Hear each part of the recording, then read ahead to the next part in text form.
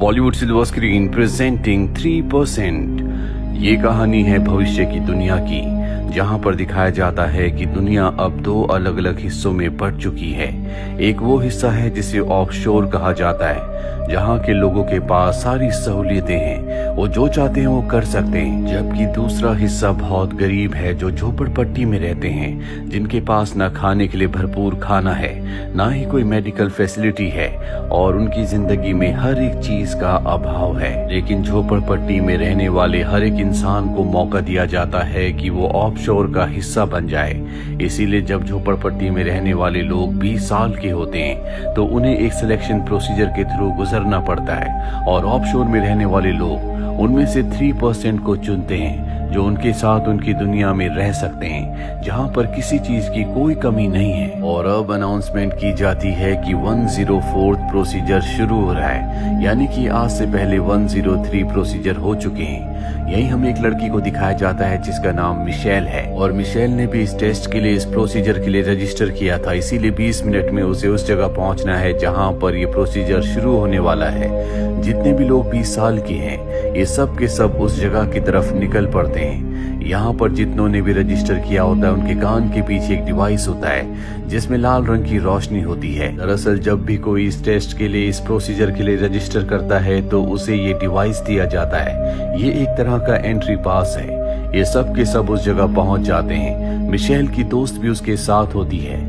जहाँ पर इनके सामने चीफ आता है, वो सबसे कहता है कि किसी के साथ कोई नाइंसाफी नहीं होगी, तुम में से 3% को चुना जाएगा। अपनी स्पीच खत्म होने के बाद चीफ यहाँ पर एक नई एम्प्लॉय से मिलता है, जो उसे बताती है कि मुझे यहाँ पर हेड्स ने भेजा है ताकि मैं तुम्हारी परफॉर्मेंस चेक कर सकूं। ये बात चीफ को अच्छी नहीं लगती, क्योंकि वो अपने काम में किसी तरह की दखल अंदाजी नहीं चाहता और वो इस बात का विरोध नहीं कर सकता, क्योंकि हाई अथॉरिटीज यानी कि हेड्स ने उसे यहाँ पर भेजा है। और अब सबका इंटरव्यू शुरू हो जाता है। यहाँ पर वो लोग जो इंटरव्यू में फेल हो रहे होते हैं, उन्हें झोपड़पट्टी में, स्लम्स में वापस भेज दिया जाता है। हालांकि हर कोई ऑफशोर में जाना चाहता है ताकि एक बेहतर जिंदगी जी सके, लेकिन इस इंटरव्यू को, टेस्ट को पास करना इतना आसान नहीं है। वहीं मिशेल को दिखाया जाता है जिससे बहुत सारे पर्सनल क्वेश्चंस पूछे जाते हैं। मिशेल बताती है कि उसका एक बॉयफ्रेंड था जो 1 साल पहले ही 20 साल का हो गया था।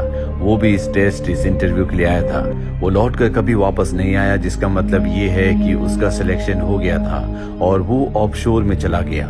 जो मिशेल का इंटरव्यू ले रहे होते हैं वो कहते हैं कि शायद उसकी मौत हो गई हो। हालांकि ऐसा बहुत ज्यादा नहीं होता, लेकिन इसकी पॉसिबिलिटीज भी हैं। और अब वो मिशेल से कहते हैं कि अपने गले का लॉकेट उतार कर यहाँ पर रख दो।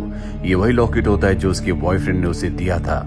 ये उसके पास उसकी आखिरी निशानी है, लेकिन उसके कहने पर वो अपने लॉकेट को निकाल कर वहां पर रख देती है और अब मिशेल को चुन लिया जाता है। दरअसल ये उसका इमोशनल टेस्ट था।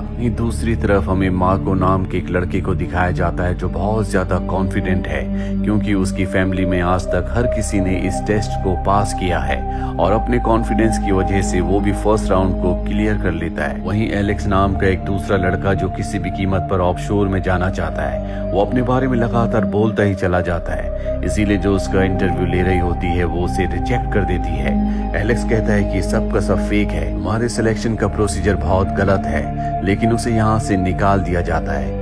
यहाँ पर जितने भी लोग इंटरव्यू के लिए आए होते हैं उनमें सबसे स्मार्ट होती है जोएना, जो कि बहुत कम बोलती है और उसकी स्मार्टनेस की वजह से उसे सेलेक्ट कर लिया जाता है। यहाँ पर जितने भी पार्टिसिपेंट्स आए थे वो सब के सब नॉर्मल थे, सिर्फ एक लड़के को छोड़कर जिसका नाम फर्नांडो है। वो फिजिकली चैलेंज्ड है, लेकिन वो हिम्मत नहीं हारता। उसके करेज को देखकर उसे भी सेलेक्ट कर लिया जाता है। अब यहाँ पर ऑफशोर के लोगों को पता चलता है कि रिबेलियस ग्रुप जो इन्हें नुकसान पहुंचाना चाहता है, जो उनका विरोधी है, उसने अपने एक आदमी को इनके यहाँ पर भेजा है, जिसे पकड़ लेते हैं और टॉर्चर करते हैं। जिसके बाद वो बताता है कि रिबेलियस ग्रुप का एक और आदमी यहाँ पर है जो कि रिबेलियस ग्रुप को पूरी इंफॉर्मेशन पहुंचा रहा है। वही रिबेलियस ग्रुप को दिखाया जाता है जो किसी भी कीमत पर ऑफशोर को खत्म करना चाहता है कि ये गरीबी और अमीरी के भेदभाव को हमेशा के लिए खत्म कर दे। वहीं हमें दिखाया जाता है कि जितने भी लोगों को चुना गया था उन सबको दूसरे राउंड के लिए एक दूसरे रूम में ले जाया जाता है, जहां सबसे पहले उनकी उसी डिवाइस को स्कैन किया जाता है जो सबके कान के पीछे है। दरअसल ऑफशोर के लोग ये देखना चाहते हैं कि कहीं यहाँ पर कोई धोखे से तो नहीं आ गया। और अब जब सबका स्कैन हो रहा होता है तभी जोएना, जो कि सबसे स्मार्ट है, वो देखती है कि उसके आगे जो लड़का खड़ा है जिसका नाम रफेल है, उसके कान के स्टिचेस बहुत अलग है। वो समझ जाती है कि ये यहाँ पर धोखे से आया है, उसके कान में कोई डिवाइस नहीं है। पर जब उसे टेस्ट किया जाता है, स्कैन किया जाता है, तो वो स्कैनिंग में पास हो जाता है, यानी कि उसके कान में डिवाइस है। और जोएना को उस पर शक है। इस बारे में जोएना किसी को नहीं बताती। इन सबको अब एक दूसरे कमरे में ले जाया जाता है जहां पर बहुत सारे ब्लॉक्स होते हैं और इन्हें अब 10 मिनट में 9 क्यूब्स बनाने हैं। ये सब के सब अपना काम शुरू कर देते हैं और फर्नांडो, जो कि फिजिकली चैलेंज है, वो क्यूब तक नहीं पहुंच पा रहा होता, इसीलिए मिशेल उसकी मदद करती है। और अब टाइम खत्म होने वाला है। मिशेल के 8 ही क्यूब बने होते हैं, लेकिन फर्नांडो उसकी मदद करता है। वो उसके 8 क्यूब से एक बड़ा क्यूब बना देता है जो कि उसका लास्ट यानी कि 9वां क्यूब है।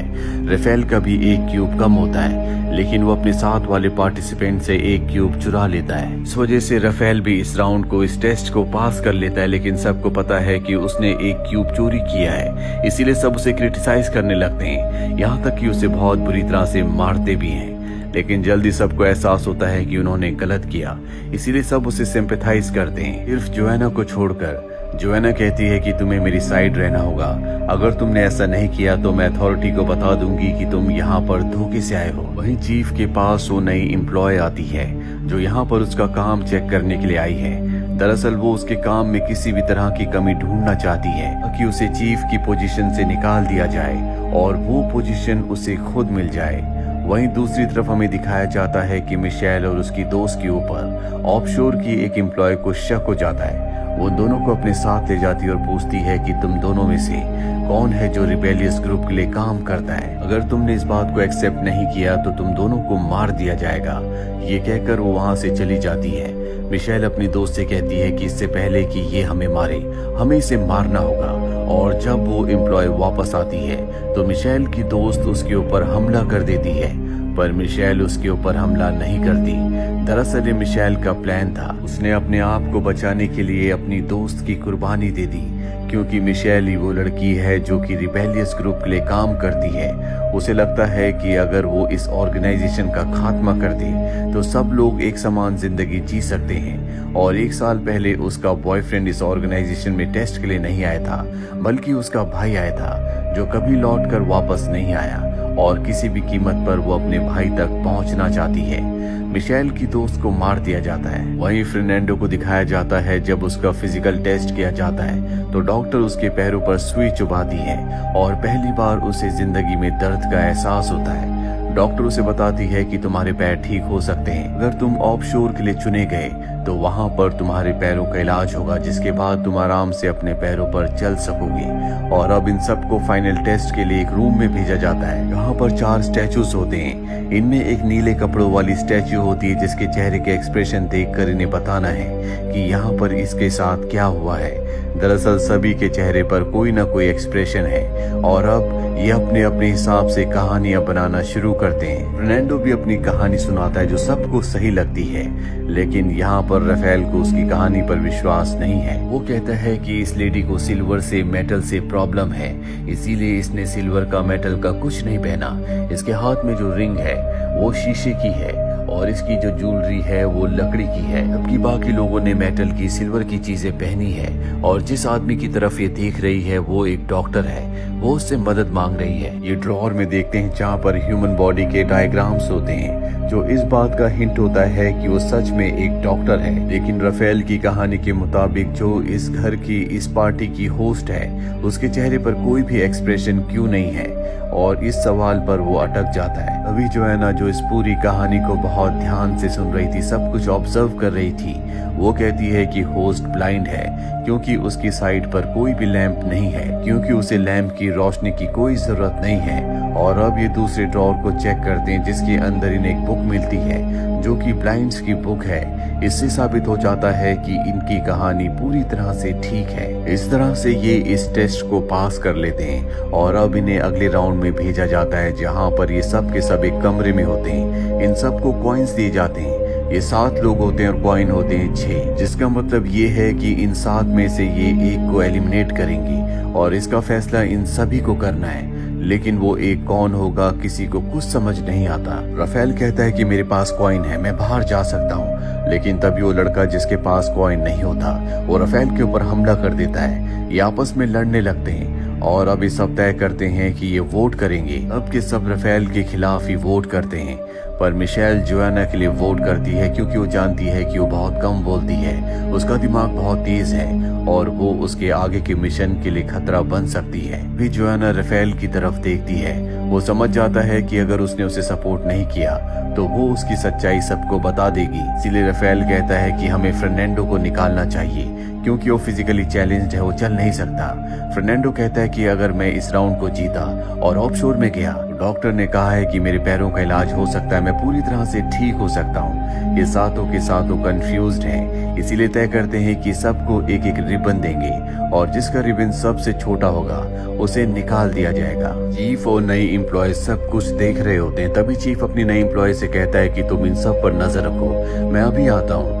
नई एम्प्लॉय को चीफ के ऊपर शक होता है, इसीलिए वो कैमरा से उसे चेस करना शुरू कर देती है। वो देखती है कि चीफ इस फैसिलिटी से बाहर गया जहाँ पर उसने गंदे कपड़े पहने और अब वो उस तरफ जा रहा है जहाँ पर स्लम्स है, जहाँ पर गरीब तबके के लोग रहते हैं। वो लगातार कैमरा से उसे चेस कर रही होती है। तभी चीफ देखता है कि कैमरे हरे हो रहे हैं, यानी कि वो उस पर नजर रख रहे हैं। इसीलिए वो एक तरफ भागना शुरू कर देता और कुछ फ्रूट्स नीचे गिर जाते हैं। यहाँ पर जो नई एम्प्लॉय होती है उसका चेहरा ना दिखने की वजह से उसे एक्सपोज नहीं कर सकती, इसीलिए उसे चीफ को एक्सपोज करने का कोई दूसरा रास्ता ढूंढना होगा। वहीं वो सातों के सातों एक दूसरे को रिबन बांट देते हैं और देखते हैं कि जोआना के पास सबसे छोटा रिबन है, यानी कि वो इस गेम से बाहर हो चुकी है। और अब सब अपना अपना कॉइन लेकर एक एक करके रूम से बाहर निकल जाते हैं। और जब आखिरी लड़का बाहर निकलने के लिए अपना कॉइन देख रहा होता है तो उसके पास कॉइन नहीं होता। तभी जोआना वहाँ से निकल जाती है क्योंकि जोआना ने उसका कॉइन चुरा लिया था। वो लड़का बाहर निकलने की कोशिश करता है और अंदर जो फैसिलिटी होती है उसे रोक लेती है, जिसका मतलब ये है कि वो एलिमिनेट हो चुका है। और इस तरह से जोआना भी ऑफशोर का पार्ट बन जाती है। ये सीरीज यहीं पर खत्म हो जाती है। उम्मीद करते हैं कि ये कहानी आपको पसंद आई होगी।